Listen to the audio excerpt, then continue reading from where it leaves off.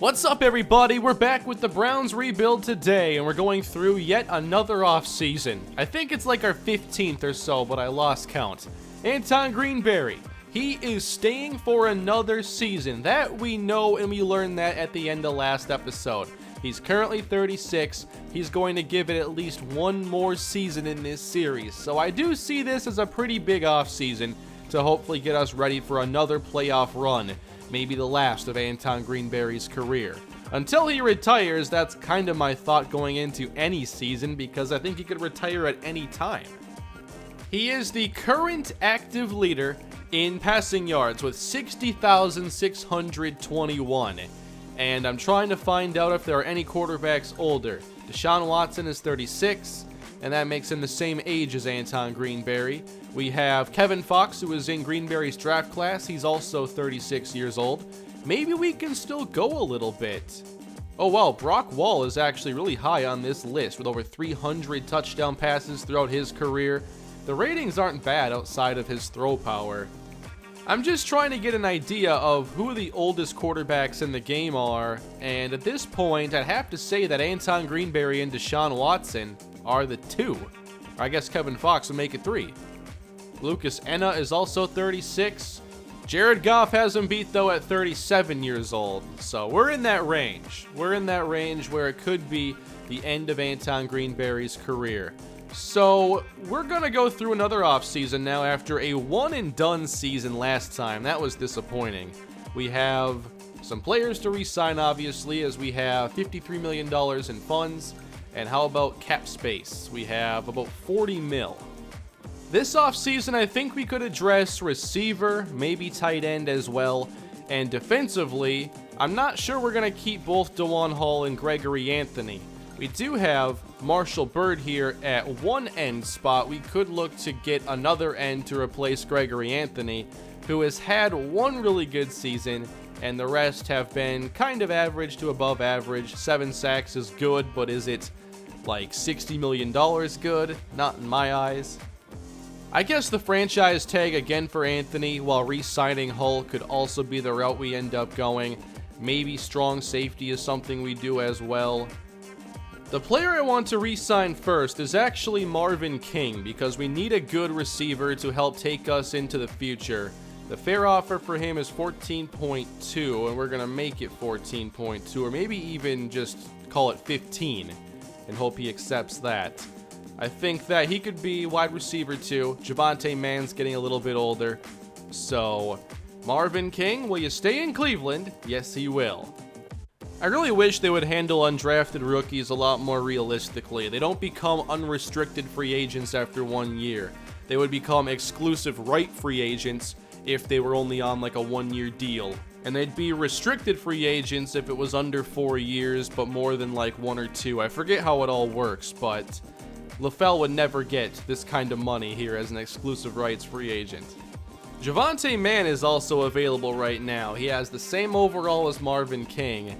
Do we sign them to identical contracts? I'm not sure that's wise, especially because we've had such good luck in this series replacing receivers. We might let Mann hit the open market. We have enough good tackles. We don't need to sign Spencer Chase for $5.5 million. Keep in mind, cap space is a lot tighter this year, but I would be willing to keep him at a much lower number, but we're probably not going to get that right now. I wasn't interested in re-signing these players at the numbers that they were wanting, so there really isn't a whole lot more to do in this section. Derrick Hain is one player we have to make a decision on. It's not that much per year. The signing bonus is a little bit more than I want. I think I can get him for less on the open market, personally, and I think we'll be trying to do that. So now we're down to Hull and Anthony. Anthony wants 62. Hull, the fair offer would be $45 million over 4 years. I think this is what I already offered him, and he had declined it. I'll try upping this to $51 million, otherwise he's probably going to be testing. Nope, DeJuan Hull is staying in Cleveland. All right. That leaves $17 million in cap space, and if we were to franchise tag Gregory Anthony, that would be pretty much all of what's left. So, you know what that means. Withdraw the offer, and we're done here. One thing I might do this offseason is also address quarterback yet again. Throughout this series, I've gotten good backup quarterbacks in case Anton Greenberry either wasn't the answer, which those discussions were a long time ago in the series, or I've just been now focused on being prepared if he were to get injured or retire.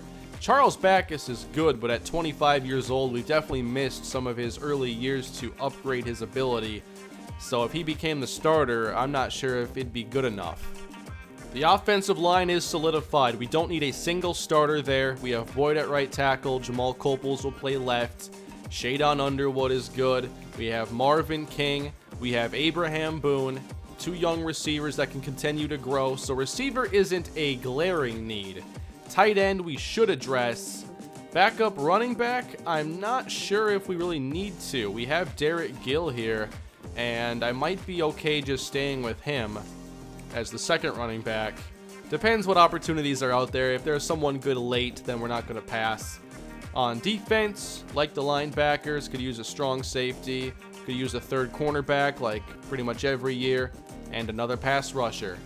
So, what's available? The top player on the board is running back Carol Lane, who just entered free agency for the first time, and he'll be paid well somewhere. Gregory Anthony is getting major bids, and he's likely to, I'd say, get more than the $60 million he was asking for. Lucas Enna could be headed to New England. We have a lot of fullbacks available. Why are there so many good fullbacks? All right, this seems to be a pretty bad free agent class, especially when you consider what we're looking for. Not going to fill many needs here today. All right, Derrick Hain, we'll try to sign him for about half of what he was asking before. That's a 64-point offer. We could try this again. It's a small offer here to Brock Wall. We could perhaps be friends one day. Oh wow, Javonte Mann could be on his way to the Rams. They have a 91-point bid, so that's pretty strong. So we might have to find maybe one more receiver. After all these years, look who has become available. Wow, he's really 33 now. It wasn't that long ago I missed out on him in the draft, is it? Come on. Javier Funchess, what do you say? 1 year in Cleveland, we can make it happen. If you want a starting caliber edge rusher, this is not the free agent class for you. Very few players that are in the 80s for overall. There are 4, and I don't have much interest in them.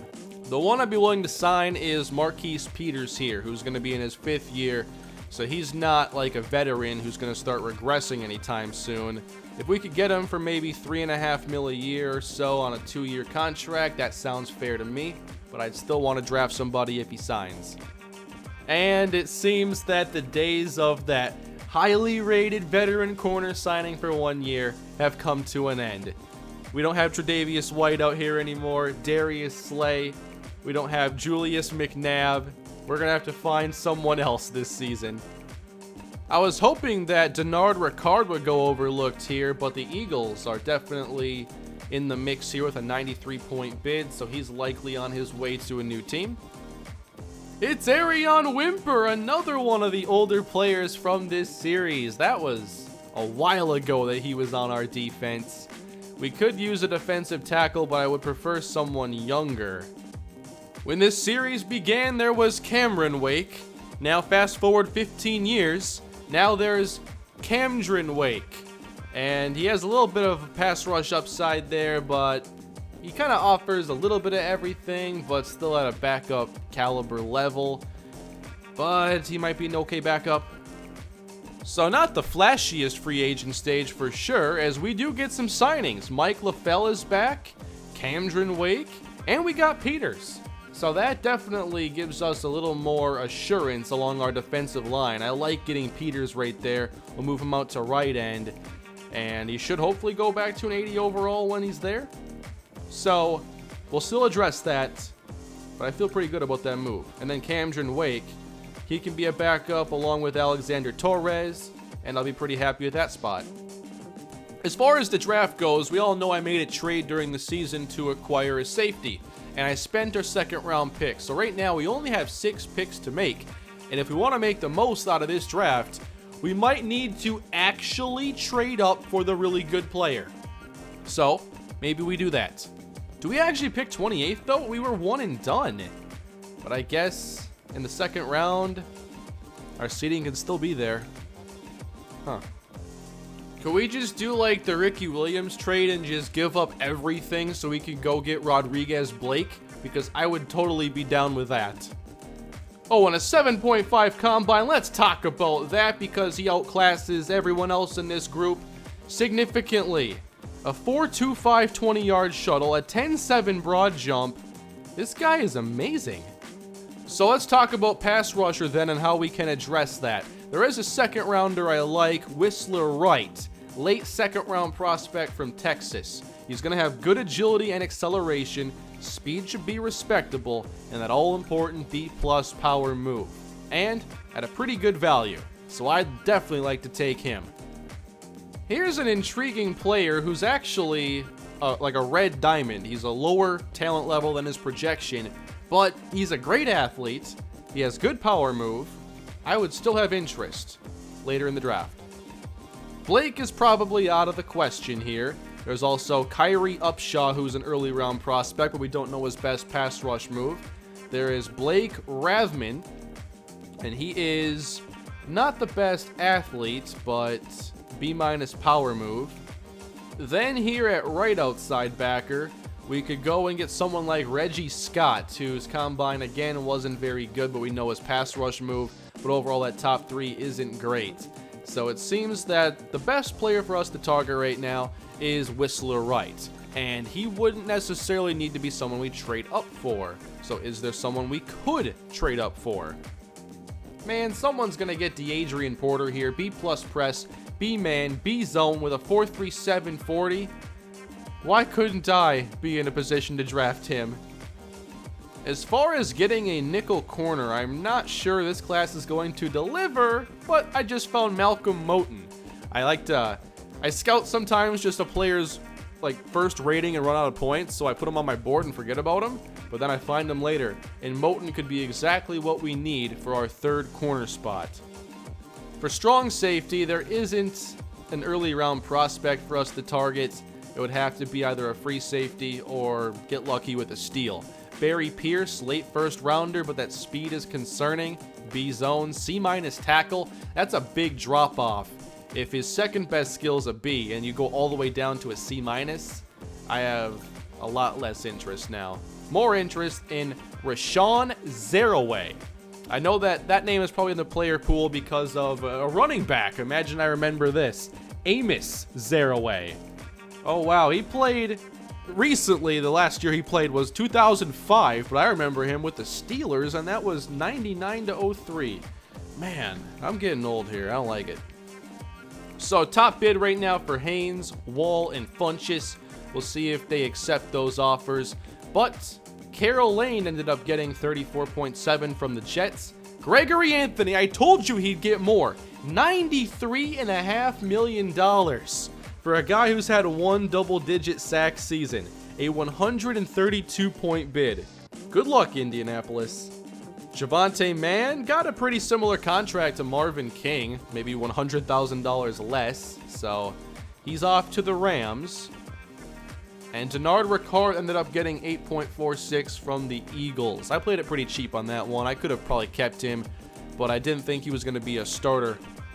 So, not sure there are any other moves they need to make right now.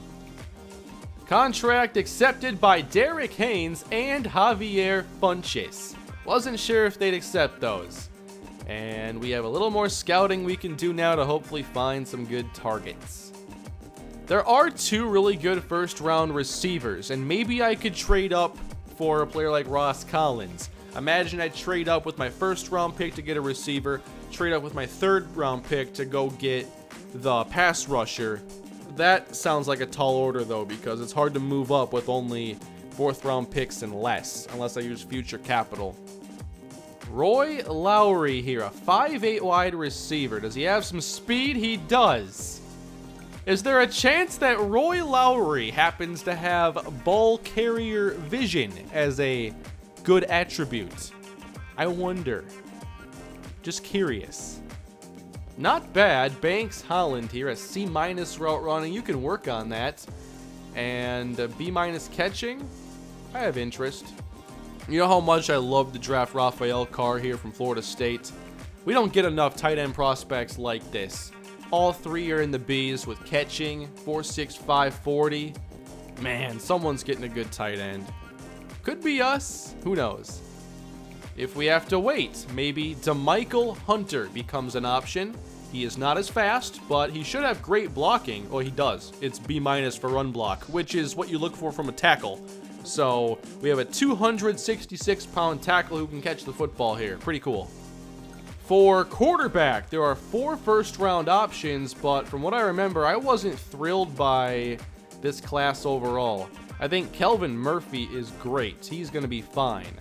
But for the other ones, I'm not sure, because if you don't see both short and medium accuracy, you got to get a little concerned. You want to see at least 2 of the accuracy ratings there between short, medium, and deep. And out of these first-round quarterbacks, only 1 fits that criteria.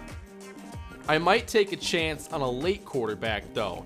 Either J.W. Bender, who has a good 40 time here, or Sanchez Curry, who we know has good short accuracy. We'd be rolling the dice on his medium and deep accuracy. But I think he'd be solid. I feel like every class I get excited, and then we go to the draft, and all the players I was excited about go early. And then it's like a big disappointment. I hope I can avoid that this time. Oh my, he accepted the offer, you're kidding me. Brock Wall is a Cleveland Brown, everybody. I gave him like a 40-point offer. I gave him like, I guess more than the veteran minimum. Brock Wall is on the Browns. After all these years, he's come to Cleveland. He accepted it. 2 years. 1.5 on the base salary, 268 on the 268 on the signing bonus. So it's like, you know, a little over 2 a year. And that was good enough for him. I'm shocked. Well, Brock Wall's a Cleveland Brown. That's the universe that we have here. Imagine that 12 years ago in this series or whatever when I was complaining. And now all of a sudden, we bring him in. I even found an amazing fullback prospect here. It's Willis Freeman. He has 4.77 speed, so I'm expecting like a 78 or so, which is fine. Maybe even 80. And then 31 reps on the bench, B stiff arm, B- trucking. He might be a future secret weapon of our offense. And here we are now, about to begin the NFL draft for the 15th time in this series, or maybe it's 16th time. I have lost count, sadly. We have to probably get, I'm not sure receiver's a huge need. It could be addressed. Tight end could be addressed. But I think a lot of this draft is going to come down to fixing up some things on defense. A pass rusher, a corner, a safety. That's my main concern right now. So let's get it done. I liked 63 players that I scouted in this draft class. Alright then. Let's see the available board. Here are the top rated overall prospects. Number 1 being a running back. That's exciting. And then, of course, you get the 2 outside linebackers here. Rodriguez Blake and Kyrie Upshaw. Dakota Schwartz at quarterback. Defensive tackle is not a major need in my eyes right now.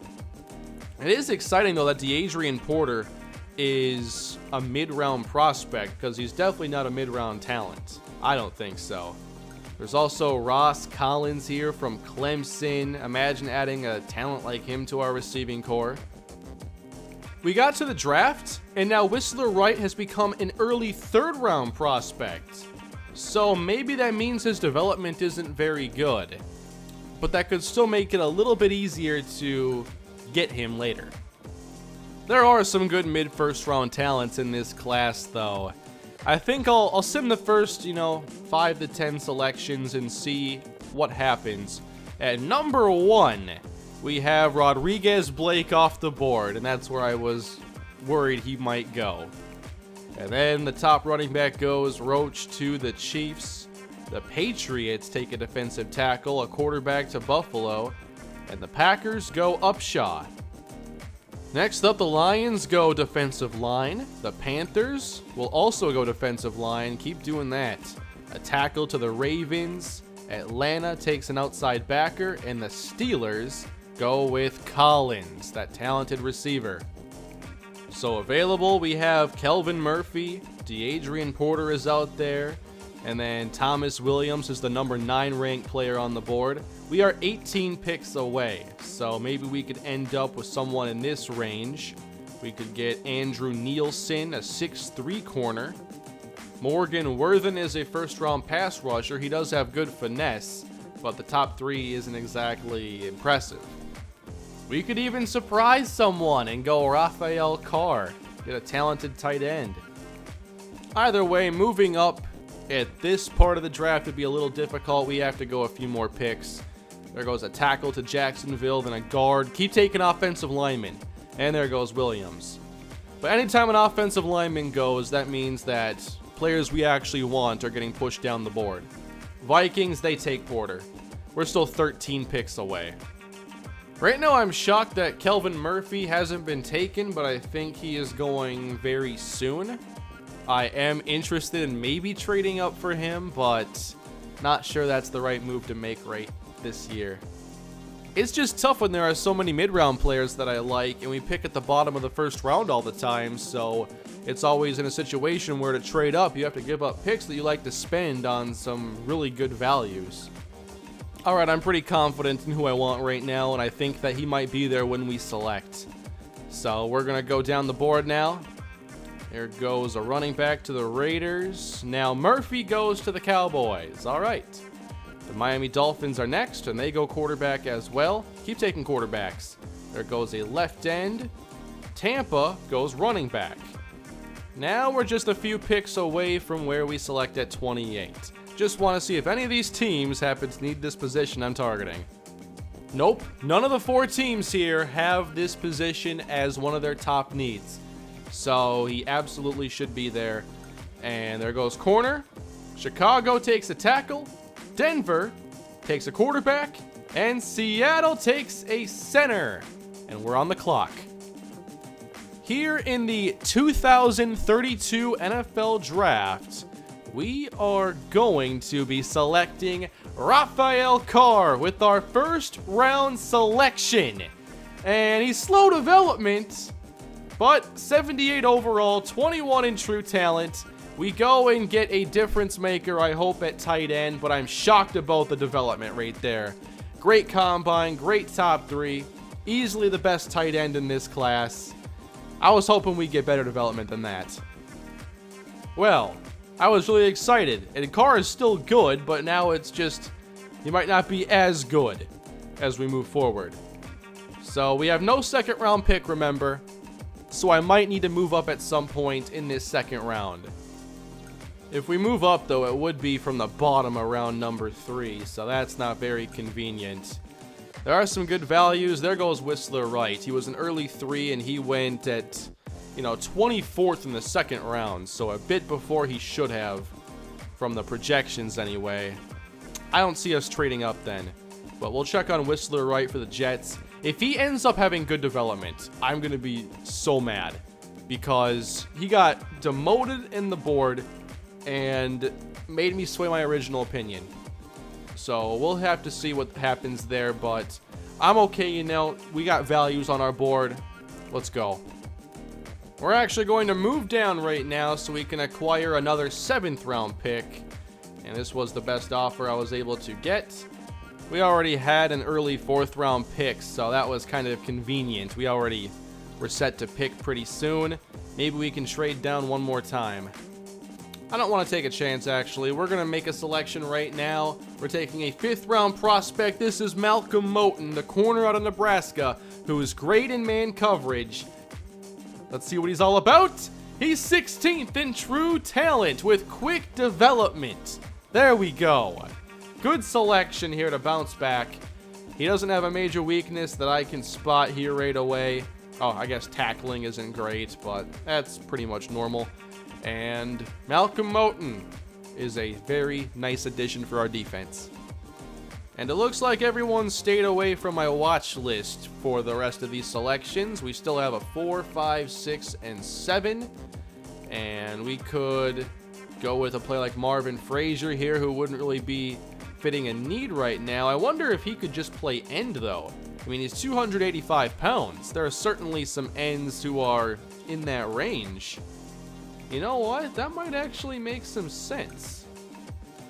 I think he's the best pass rusher available and certainly the most complete of the defensive linemen and pass rushers I've been looking for here. So, yeah, we're going to do it. Marvin Frazier to play end. He's the selection with quick development. 82 strength, 84 block shed, 85 power move. 24th in true talent. We got him at 114. That's incredible. Now I feel a lot better about this class. We got a good pass rusher. We got a good corner. We got ourselves a good tight end. Now what else can we get done with our 3 picks left? Unfortunately, there are no safeties on my board right now, so that's one thing I am not able to address.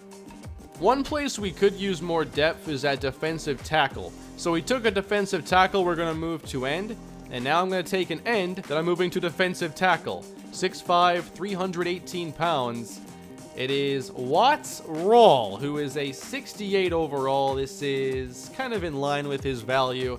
And 87 strength, 77 block shed gives us a foundation to work with. Now, in the 6th round, I really want to see how good Sanchez Curry is here. I know he has a good throw power and short accuracy. His medium and deep might just be terrible, but I'm willing to take a chance. Maybe he's a practice squad quarterback, or maybe he challenges for a roster spot. Sanchez Curry is the pick at 69 overall. Probably not going to be a future starter with these ratings, but definitely a candidate for the practice squad. And with our final selection at number 220 overall, we are going to draft. Are you kidding me? He went. He was undrafted talent. Come on. Why would the CPU draft undrafted talents? No way. That's why I saved him for last. Oh, it better not have been the Patriots. It was the Kansas City Chiefs who took Lowry near the top of the 7th round, actually. So we'll check on the Chiefs and how good he ended up being. It wouldn't be a Mr. Hurricane draft if I didn't miss on someone I had a lot of interest in. Let's go for a running back then. Tyrone Daniels from Clemson at 67 overall. And the draft is over. All right. I gotta see how good Lowry is. So I like some of the impacts we're going to get from this draft class. We only have 6 players here, and the top 3 are the real difference makers. Rafael Carr will be in line to start at tight end. Malcolm Moulton could be our day 1 slot corner. And then Marvin Frazier, he's going to play some defensive end and hopefully do it really well. But that doesn't mean I got everyone I was looking for in this class. I gotta know. Lowry, 65 overall. So, we all know Perry Cummings was a high overall receiver, better overall running back. Roy Lowry, 97 speed, 80 catching. So far, similar. 86 agility, 72 elusiveness. Where's ball carrier vision? How did I ever find that for Perry Cummings in the first place? I don't see it here. It's a 73. So, could he make the transition? Sure. But he is not Perry Cummings 2.0. Not even close. Here is Thomas Williams, who was one of the 2 mid-round receiver options, and he's really good. Slow development might slow him down a little bit, but still going to be a good player. Oh, and the running back the Chiefs took number 2 should be very good. Griffin Roach, 95 speed, quick development, has some good elusiveness elements to his game. Maybe not elite at making defenders miss, though, or getting yards after contact.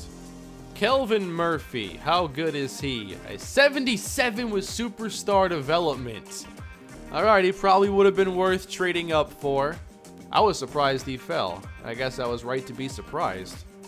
But consider that he's already 24. We don't know how long Anton Greenberry is going to play for. I really wasn't thinking it was the right time to go get a quarterback. So the Jets took Whistler Wright. Slow development was the thing, but he's 78 overall. He's still really good.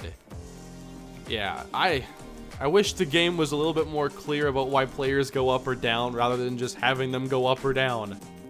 92 impact block. Here's the fullback the Jets took. That's impressive. Rashawn Zaraway. I really wanted to draft him too. 24 years old, 87 speed, 81 zone. Not bad. Probably wouldn't turn into the safety that I'm hoping for. It's been hard to get good safeties you can develop in this series. At least it seems that way. Rodriguez Blake. No superstar dev, but 84 speed, 85 finesse, 84 power, 87 block shed. Near perfect. The Steelers got Ross Collins, and he looks like he could be a problem. 97 speed, superstar development. Clemson does it again. They never stop producing elite receivers. Oh wow, an 81 overall tackle that went last pick of the second round. Keldrick Beck to the Texans. 91 strength, 81 block shed, 78 power. And DeAdrian Porter to the Vikings. 92 speed, 83 man, 83 zone. Yeah, he's a good one for sure. And he's clutch. Can he tackle? Oh, he can even tackle. He's like the best all-around corner here. So Watts Rawls was one of our later picks. We want to move him to defensive tackle. And that transition turns him from a 68 overall into a 73. All right, that's not too bad. Then Marvin Frazier, the exact opposite. He'll move to right end. And he's now a 72, so his rating falls a bit. But hopefully with the quick development, we can get that up. He has good strength, shed, and power. I'm not really sure why it dropped that much. Play rec and awareness are obviously a concern, but that's, the same no matter the position. I know he's not that fast. That could be one of the reasons. 74 isn't great. But we're going to work with it. And we'll move Thaddeus Lucina out to strong safety. He could be our starter this season. We haven't had the great safety tandem in quite a while. But Evans and Lucina could be the tandem to start this year. So there is a look at the depth chart right now.